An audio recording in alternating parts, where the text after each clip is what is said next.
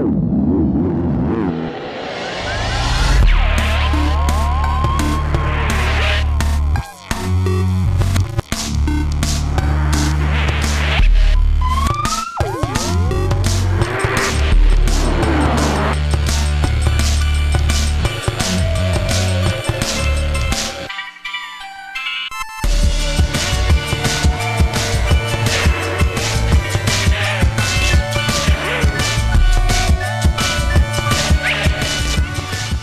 and welcome to the first show of Pixel Perfect with me, Bert Monroy. In this show, I'm going to show you a lot of things. Photoshop, every now and then a little Illustrator, but the whole point of this show is to teach you how to use these programs to get the best effects of whatever you want to do. One of the main things I also want to do is to inspire you and motivate you to go in there and experiment. There's nothing you're going to break in the program. The worst that can happen is it's going to crash, but that's okay. Reboot it. The thing is to experiment, go in there and play. That's the best way to learn, is to sit there and play. Now, everything in Photoshop has a name. They all have names, especially the filters. You can't have unfiltered, untitled filter 1, untitled filter 2. You can't have that, so they have names. Forget the names of the layer styles. It's what they do that's important. Once you understand how things work, you'll be able to solve all kinds of problems that come up in your daily work schedule. I'm going to start today's show with an old favorite from the old Tech TV Screensavers show. It's this little guy here, this little wizard. Now on the show, I showed how to create lightning. And I had lightning striking behind the stormy buildings and so on. And then I went in a little further and created lightning coming out of the end of the staff of the little wizard. Well, I'm going to do that segment again, just as I did it in Screensavers, except here we can take our time. And then I'm going to take it a step further and create another set of lightning that is a little more mystical. So we're going to start off with this little wizard here. Now, he's holding his little staff, and what I want is lightning to be shooting in all directions from the end of the staff.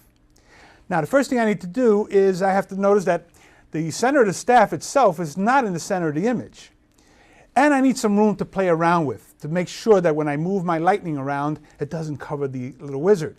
So I'm going to create the lightning in a separate file. So I'm going to look and see how big this particular file is. So I come over here and I option click down here to see the size of the file, which right now I see it's 600 pixels by 600 pixels. So I'm going to create a new file.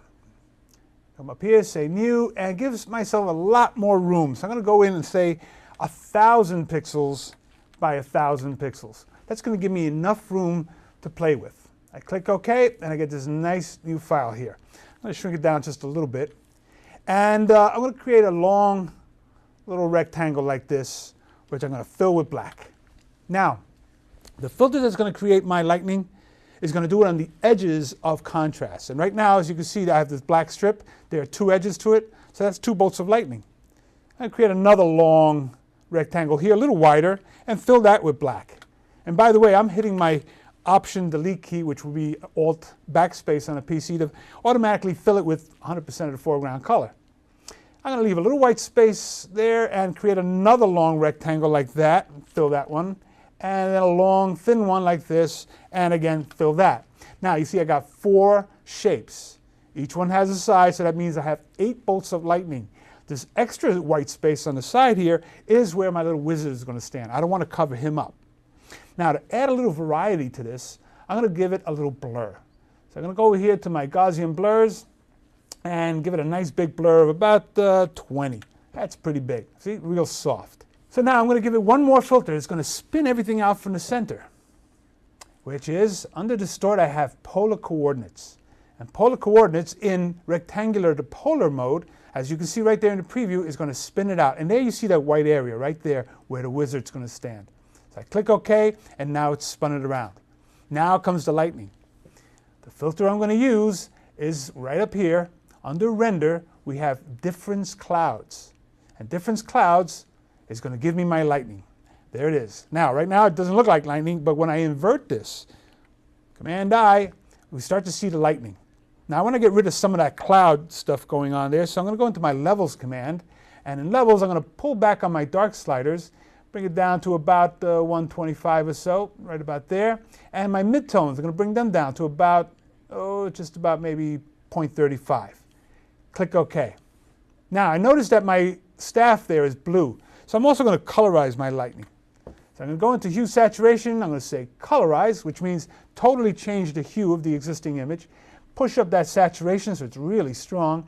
And find a hue which is right about that blue. There we go. Click OK. I now have my lightning, which I'm now going to take and grab this with my move tool and drag it right over onto the little guy in there. Now we can throw away this file. We don't need it anymore. There's my lightning in place. Now, in order to see the wizard behind it, all I want is the light tones. I don't want the blacks. So I'm going to go in there and set the mode for this layer to screen, which is going to allow all the light tones to be visible. I'm now going to take it and put it right there, centered on the edge of his staff. And now I can pull back. Let's go here and pull back a little bit so I can see some of the white space, some of the workspace around it. And I take that layer and I'm going to rotate it. So I go in there and say rotate, spin it around so that the open area is right where my wizard is. I let that happen, and I see I got a little bit of tone down there. No problem, I could just go in there and erase that part. And when we go into full size here, we see that we have our little lightning shooting out in all directions from the wizard. Now we're going to take it a step further. We're going to get a little more mystical. I'm going to throw away that lightning that we just created, and there's my wizard. What I'm going to do now is a different set of lightning. Lightning with all kinds of weird veins and stuff going through it, and little sparkles, and it's all going up into a big vortex above his head. So right off the bat, I need some more room in this. So I'm going to expand the top part of the image here. So what I'm going to do is I'm going to pick up the color right here at the very top of the image. Pick up that deep blue that's up there and make it the background color right there. So when I expand the size of this by going into image and canvas size, I go in there and on the height, I make this 900, and I put the image at the bottom down here, and the canvas extension color, I'm going to say use the background. Click OK, and there I have this additional sky that just appeared above my little wizard. Now I'm going to create everything right in here. I'm not going to go to a separate file this time. I'm going to create all my effects right in here. I'm going to create a new layer. And this layer, I have black and white chosen. I'm going to use a clouds filter. Not the difference clouds this time, but just a plain clouds filter. Now, when I apply this, you'll see, and I go in here and say clouds, it applied the clouds based on the foreground and background color. Let me undo that. I'm going to hold down my Option, Alt key. That's going to intensify that filter. Those modifier keys intensify or change the way things work. There's a lot of things that are not documented. It's just a question of going in there and experimenting, playing, like I was saying before. So I'm going to hold down that Option key, and I'm going to apply the same filter, Render, Clouds, and now you see that there's more intensity in the clouds. The darks are darker and the lights are lighter. So what I'm looking for is a nice little shape, like right there. See, I got this nice little tone going on right in there. That's the part that I want. That's going to create my lightning. I'm kind of pulling the lightning out of the clouds. It's kind of like when you sit there and look at clouds in the sky and you start seeing ships and birds and things. That's what we're doing here. We're looking for our lightning in the clouds, and I find this nice shape right through here. If you don't get it the first time, apply it again until you see a shape that we can kind of follow right through there, and we see it right there. So now what I'm going to do to this is I'm going to give that a filter. I'm going to go in here, and I'm going to give it Find Edges. Find Edges produced all this weird stuff going on, which I'm now going to invert. And I'm going to go in there with my levels and push all my lights in there so they become really light, and move this down a little bit so they're a little stronger right in there like that. Click OK. Now there's my little shape that I wanted right through there. So everything else I'm going to kind of just throw away. So I'm going to get a nice big eraser here, and I'm just going to kind of erase this stuff here. Let's go back to black and just go in there and erase. So I'm just getting these little tones, and I'm just going to get just the parts that I want right through there like that. All right, we don't need any of this stuff down here. It's going to come right from the edge of his little staff. So I'm going to get these things. I'm going to just get this little shape right there. That's good. Now, I need to colorize this just like before. So I'm going to go into hue saturation, and I'm going to say colorize, and punch up that saturation and bring it into those blues like that. Now I'm going to do that to lightning also. So let's keep this. Let's save those settings I just set up. And let's call it blue. I'm going to save it right on my desktop. Save it. Click OK. So now I'm kind of hiding things, so I'm going to put that in screen mode So I see only that weird veiny stuff that I just created. And I'm going to move it into position right over the end of the staff. Now that I have this shape here, I can now create the lightning bolt that's going to travel through that. So in another layer, I'm going to go ahead and fill that layer with white.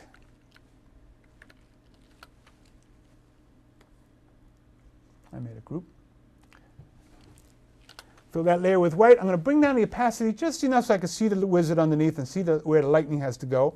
And then with black, I'm going to get a nice soft brush, a nice soft edge brush here, and I'm just going to draw my lightning where it's going to go. It's travel through there and come down and right into the little guy there. All right, so now everything else I'm going to just fill with black. So let's bring the opacity back up and fill everything else with black. Remember, it's that edge that we're looking for. That's where the lightning is going to be created. So there's my little shape right here. So I apply the good old difference clouds. There's a lightning bolt, which I'm going to invert. And just like before, I'm going to go into my levels and just kind of get rid of those extra clouds we don't want in there. Bring this down and the midtones down a bit. And now we've got just a lightning bolt. Click OK. I need to colorize it. So I go into hue saturation and I load that little setting that I put on my desktop. There it is, the blue. It's going to load it to the exact same blue that I had before. Click OK. I put that in screen mode. There we go. Now we have the lightning coming through. So now I'm going to just erase the parts I don't want, like down here, and maybe some of these clouds, and let's get rid of some of this stuff right up in here. So now we got this lightning bolt coming right through the wavy stuff underneath. Now we're going to add the vortex. So in another layer up here, I'm going to pick up that blue right from in here, and I'm going to create a nice big ellipse right here at the top, right there like that. And I'm going to soften that up. Let's give it a little feather, just to soften up the edge. A feather about, let's say 15. Click OK. Now I got that blue. The next filter I'm going to use right now, that's a blank area. So what I'm going to do is I'm going to throw in some tones in there. Let's get a smaller brush. Let's go about 35, and I'm just going to throw a bunch of tones in there that are kind of following that same circle. So I'm just drawing a bunch of little tones in there, all these weird little shapes, kind of weird stuff happening like that. And then I come over here and I go to my filters, and down in distort, way down here I have zigzag. Forget what things are called, right? Because right there we have pond ripples. And in pond ripples I'm going to increase the amount and the amount of ridges. And I click OK, and now I got this vortex that's happening up on top there. I deselect that. So now we have this vortex, which we're going to put right there towards the center. And then the final little touch is a bunch of little sparkles. So with white, I'm going to get a paintbrush, and in another layer, I'm going to get a nice tiny little brush, about 5. That looks good, which right now is going to do that. So I'm going to go into my brush engine. And in my brush engine, I'm going to add a little spacing there. Let's go in there and add a little more spacing between that brush. See, just like that. I'm going to go into my shape dynamics, and I'm going to change the size of those little tips. So every time it applies a point, it's going to be a different size from its neighbor. And then I'm going to go into, let's turn the pen pressure off because I want them to kind of stay even. I'm going to go into scattering. And scattering, I'm going to kind of spread those little dots away from the stroke. So I'm going to bring them out like that. See, so now I got all these nice little things happening right there like that. All right, so now we can get rid of our brush engine, and right through here, I'm just going to draw a nice little sparklies going up all through here, all these nice little sparkles inside like that. And what do we have left to do? Let's just get rid of this little piece of lightning that we have in there. But before we do that, let's do one final thing. Let's come in real close, right in here like this. And in one last layer, I'm going to take a brush, just like the one before, except I'm going to go into my brush engine and do one last thing. Let's turn all these guys off, but I'm going to go down here to Other Dynamics. And Other Dynamics, what I'm going to do is I'm going to set it to a fade. I'm going to fade it out at, say, let's go with 30 pixels. All right? I go to my brush tip, bring it down and make it a solid line, and I'm going to click right here. Come up here, Shift, click, which is going to connect from point to point. Come down here, click, Shift, click this way. Go back into my shape dynamics and bring this down to, let's say we do it 15. Click in the corner here, come in this direction, click in the corner, this direction. and then make a much larger brush and just give it a little touch right in the middle here. Just give it a little dab right there and then pull back, and we have this little sparkle there, which we can now move to another little spot like right there, and maybe even duplicate it and make it a little smaller. So we have a little sparkle that we can put somewhere else, like right up in there. So we have all these nice little sparkles going. So there we have this whole little mystical little wizard with his lightning going through it. Now I'm hoping you learned something there, and remember, it's not the end result that's important. It's how I got to that. All those different techniques, it's studying the techniques. You might never have to do lightning, but how I created that lightning, that's what's important. You might never have to do little sparklies, but those little dots might be useful for something else. So it's a technique, not the end result. It's how I got to that end result. I hope you got something out of today's show. I look forward to seeing you in the next show. Have a good time playing. Have a good time.